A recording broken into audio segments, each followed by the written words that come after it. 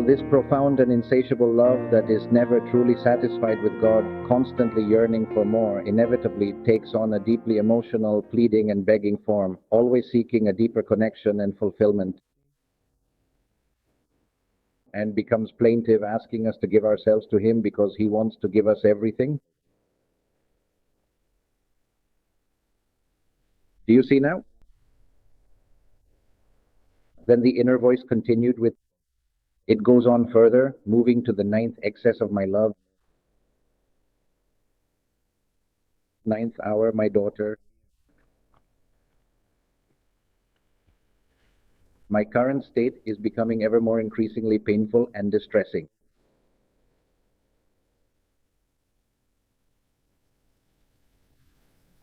If you love me, keep your gaze fixed on me, so that you may truly see if you can lovingly give your precious little Jesus some profound comfort, a tender word of heartfelt love, a gentle caress, or even a soft comforting kiss that might truly bring much needed relief to my incessant weeping and my deep profound sorrows. My daughter, I repeat, my state is ever more painful. If you love me, keep your gaze fixed on me so that you may see if you can give your little Jesus some comfort. A word of love, a caress, a kiss that I bring to my weeping and my sorrows. This is a truly profound and new invitation from Jesus Christ, who lovingly calls each one of us, even from the very moment of our conception in the womb, to offer Him some genuine comfort, a heartfelt word of love, a tender caress, to significantly lighten His heavy burden and to deeply console Him so very much amid so many sorrows. Here we can already enrich this so much with all that we have read and know. It is not just a little word that we can bring to Jesus. We have so much more now. There, Louisa, well, as I said, it's page 5, but with all that we know, it's not just a caress anymore. We can give Him in another volume. Volume 24, I think, I'm still not very familiar with the volumes, but in volume 24, at the beginning of the year, on the 1st of January, Louisa also starts to reflect and says that for Jesus, for the New Year, the New Year's gift, before anything else, she asks that He may give her His will so that He can do whatever He wants with it, so that her hands may be tied, so that He may place her at His feet, so that He may amuse Himself with her. And Jesus tells her, no, my daughter, you already gave me your will many years ago. Now, what you can truly give to me, as I lovingly gave it to you for an entire year, are all the good and faithful acts you have diligently done in my divine will throughout this past year. That is now. Not my will. Here, I give it to you. No, but rather all the acts you have done in my will during this year. Offer those to me again, and I will feel as if you are repeating the whole year for me, so I can receive all the love from this entire year once more. So then, it's precisely the same for us too. Now, with all the extensive knowledge we currently possess, some individuals more, some less, when we diligently undertake this sacred novena, this profound 9th hour, and Jesus lovingly asks us for a small comforting word, some genuine solace, let us bring Him all the numerous acts we have carefully done in His divine will, which, although they are truly of His most holy will, have been faithfully carried out by us, His devoted servants. So it is no longer just a little word that will take away His profound pain, nor a comforting handkerchief that will gently dry His precious tears. But amidst so much profound darkness, so many lost creatures, He will truly see our every act in the divine will, which will sweetly and tenderly sweeten for Him the entire 9 months He lovingly spent in His Blessed Mother's sacred womb, because He clearly sees in us the abundant fruit of His working will and the glorious fruit of we do. I repeat, He sees in us the fruit of His love, of His will. Isn't something coming out? And the effect of this is the acts we have done in the divine will. This is what gives Him back the light, as we will see a little later in the next meditation. I repeat, my daughter, my state is always more sorrowful. If you love me, let your gaze remain fixed on me so that you may see if you can give us, little Jesus, some consolation. Yes? We can already see that, yes, we can.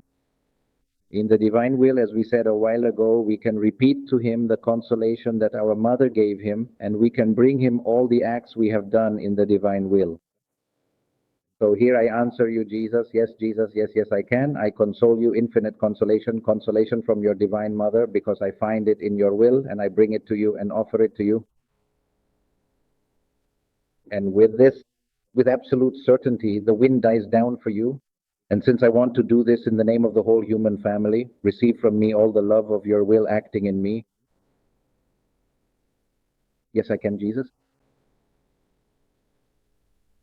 I said to myself in my ever more painful state, if you love me, let your gaze remain fixed on me so you can see if you can give your little Jesus some comfort, a word of love, a caress, a kiss, which I humbly and profoundly offer up to you, accompanied by the deepest expressions of my heartfelt weeping and the overwhelming weight of my profound and enduring sorrows, all laid bare before you. Listen, my daughter.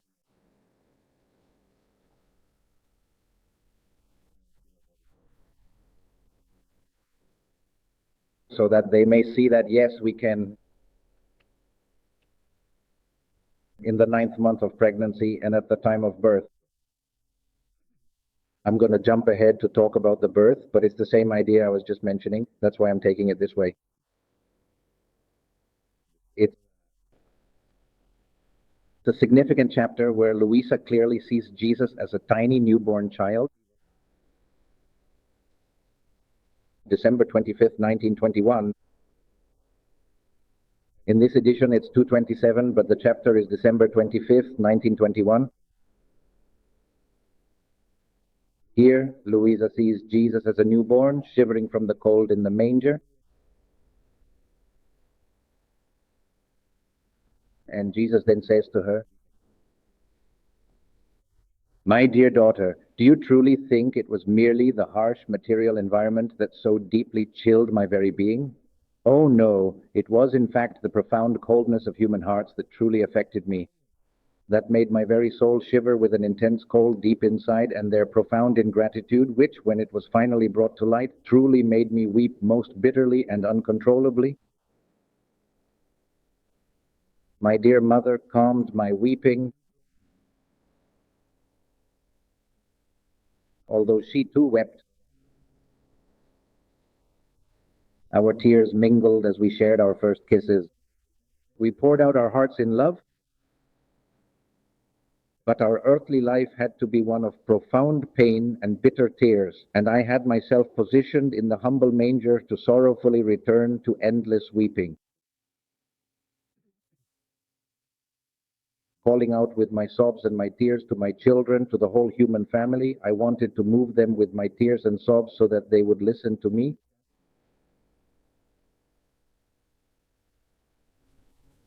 But no one would come, and even less so within themselves truly, because to go deeply within, one absolutely had to have fully entered into their own personal will in order to be completely present and fully engaged in those significant moments. No one went there, not so much, I repeat, physically at that moment like the shepherds did, but spiritually no one responded to the call of Jesus, who was born to come to us. But do you truly know who was the very first after my beloved mother, whom I tearfully called to be right by my side, there in the humble manger, to fully pour out all my heartfelt love? It was you, the little daughter of my will. Because Louisa, being in the divine will, just as we ourselves are here right now, responding to the call of Jesus, because being in the divine will, and if we want to go, we go.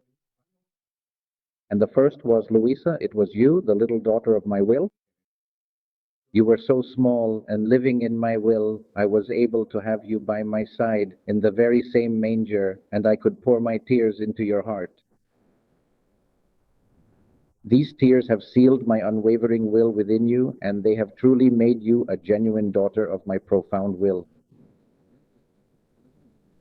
My heart truly rejoiced seeing the return in you, seeing fully restored in you, and completely whole within my will indeed. what my will had brought forth at creation.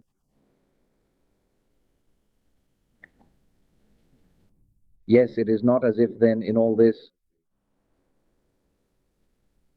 realm, seeing so many creatures who have not lived in his will, and in none of them has he seen restored all that the divine will brought forth at creation. Only in Luisa is she the very first that by having her pure presence, Jesus at the moment of his divine birth sees in her fully restored all that originally came forth at creation. Because Luisa, living in the divine will, Jesus finds himself perfectly reflected in her, the complete correspondence of everything that came forth in creation. I repeat, my heart truly rejoiced, seeing in you, completely whole in my deepest will, what my own will had brought forth into existence and creation, and this profound realization was absolutely indispensable for me. When coming into the light of this world, I had to consolidate the rights of creation and receive the glorious triumph as if the creature had never truly departed from my unwavering will, and I profoundly obtained this precious gift in you. So for you it was indeed the very first kiss and the initial cherished gifts of my tender infancy. And what we might ask ourselves, Louisa asked herself at that moment, though perhaps we no longer do, since we know how all of this is in the process of being accomplished. Louisa asks us, and I, my father, how can I do this if I did not yet exist on earth? We can say the same thing ourselves now. How can it be that we are present at the Nativity if we did not yet exist at that time? And Jesus says, in my will, everything existed, and all things were for me a single point. That is precisely where he always finds us. So, I truly saw you just as I clearly see you right now. And all the abundant graces I have lovingly given to you are nothing but the profound confirmation of what had been eternally given to you from all eternity. But I did not only see you, I also saw within you my precious little family who would faithfully live in my divine will. And that eventually, one beautiful day, they would indeed make a peaceful retreat and truly understand this profound concept on a quiet Sunday afternoon.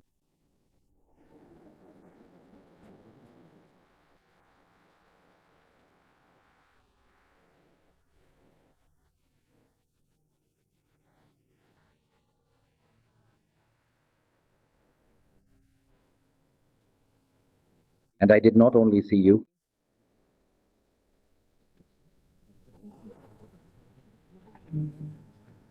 but I also saw in you my cherished little family who would truly live in my will and who one glorious day, amid enthusiastic acclamations, would hear and truly know this profound truth.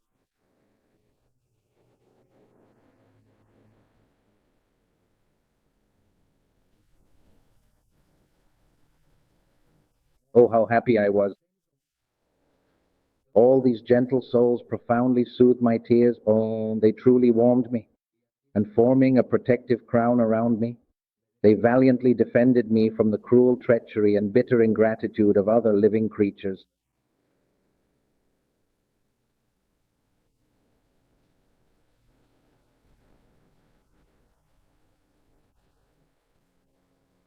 And with this idea, let us prepare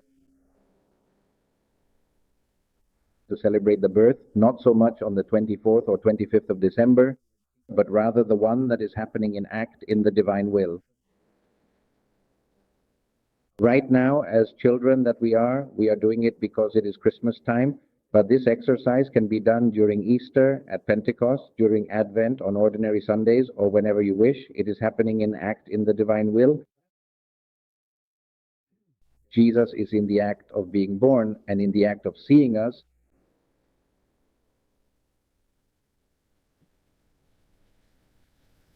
But anyway, to learn it, we are going to do it now during these days, since it is Christmas time. My dear daughter, I now repeat, the 9th hour has arrived to finally finish. My dearest daughter, my spiritual state is always much more profound, so if you truly love me, please keep your loving gaze fixed intently upon me so that you can clearly see if you can give your precious little Jesus some comfort and solace. A gentle word of love, a tender caress, a soft and lingering kiss that gives a much-needed break to my weeping and my deep afflictions. And here then we all answer as one, Jesus. And this is the Sunday afternoon retreat you were referring to. Excuse me?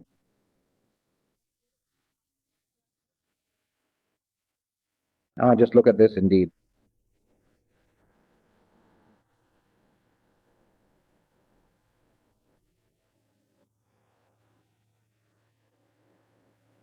Listen, my daughter, after having given 8 excesses of my love to man,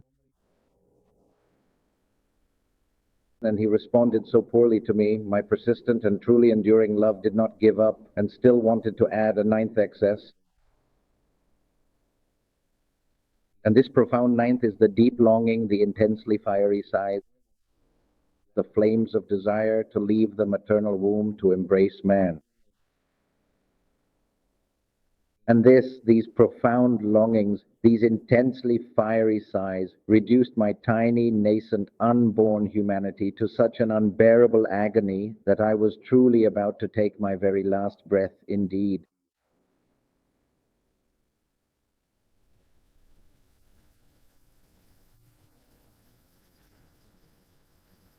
In Maria Valtorta, when she deals with the birth, and then these are questions we also ask ourselves. How was Jesus born? Yes, how are all children born from our mothers? Or was it in some other way? Because, well, she remained a virgin. So in Maria Valtorta, she shows in a certain way that what made him be born was his excess of love, his desire to give himself to us. That was what brought him out, what made him leave the womb of the Most Holy Virgin in a miraculous way, without the Blessed Virgin having to lose her virginity, simply by the child being inside her miraculously. Of course, it's a miracle he was God and had to act as God. There's no problem with that, but we insist so much that the birth of Jesus should be like ours, like ours. He was God and had to act as God. There's no problem with it having happened in a miraculous and exceptional way. But that force that made him come out was not just the immense physical force that devoted mothers courageously used to bring their beloved children into this world, but rather that profound spiritual force and that intense, burning fire of unconditional love found in Jesus Christ, our Savior, of wanting to give himself to his creatures. And love in a profound and meaningful way, just as in the sacred human motherhood, which truly prevented Jesus from coming forth from the Blessed Virgin Mary, was also the deep and heartfelt desire for all of us to have a clear and beautiful representation of human motherhood applied to the divine motherhood, a concept both spiritual and deeply personal. It was love that made him be born. It is the longing, the fiery sighs, the flames of desire, wanting to leave the maternal womb to embrace mankind and to make himself known, because his humanity needed to be outside the Blessed Virgin in order to be known by others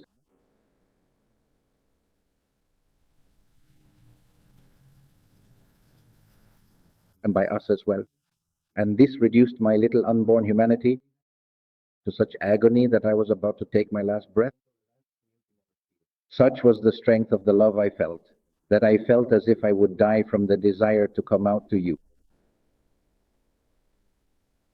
But my divinity, which was inseparable from me, would give me surges of life, and I would take up life again to continue my agony and to die once more. This was the 9th excess of my love, to agonize and die continuously out of love for the creature. Oh, what a long agony of 9 months. Oh, how love suffocated me and made me die. And if I had not had my divinity with me and my mother, who continually gave me life each time I was about to die, love would have consumed me before I could come out into the light of day. Then he added, look at me closely. Listen to me intently as I truly agonize, as my poor little heart beats rapidly, suffocates painfully, burns fiercely. Just look at me now, for I am about to die." And we kept a deep silence. I felt like I was truly dying. The very blood in my veins turned utterly cold, and trembling uncontrollably, I desperately said to him, "My dearest love, my precious life, please do not die. Do not ever leave me alone. You truly want love, and I will always love you completely. You truly desire acts in the divine will, and I solemnly promise I will never, ever leave you. Please give me your very fervent flames of love so that I may love you more deeply and be completely and utterly consumed for your divine purpose."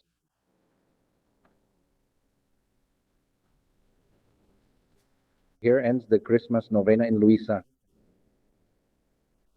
As you clearly saw, we successfully made them a little more continuous and flowing, especially since we had finished our work earlier than anticipated. Well, as a comprehensive summary of absolutely everything significant that we've thoroughly seen and discussed in these past couple of very productive days,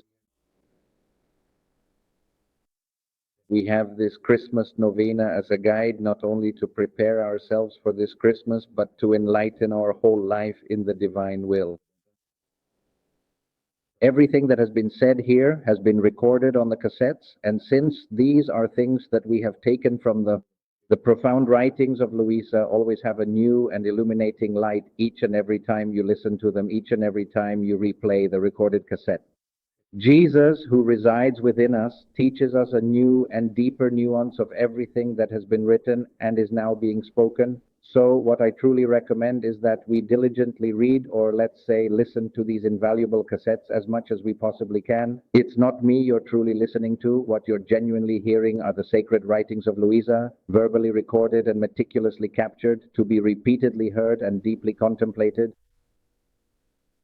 And now, to finish and to prepare ourselves thoroughly for the joyous and sacred season of Christmas, I truly believe that we should all make a concerted and dedicated effort to repeat not just the audio cassettes, but also the actual and deeply meaningful novena specifically designed for Christmas. This is to prepare ourselves completely for the miraculous birth of our Lord Jesus Christ, and to be fully ready with all our acts and intentions within the divine will, so that we may lovingly offer them to Jesus as soon as he is born into the world. And for now, and to conclude with this heartfelt message, I sincerely wish each and every one of you a truly blessed and very happy Christmas, enveloped in the profound and eternal will of God.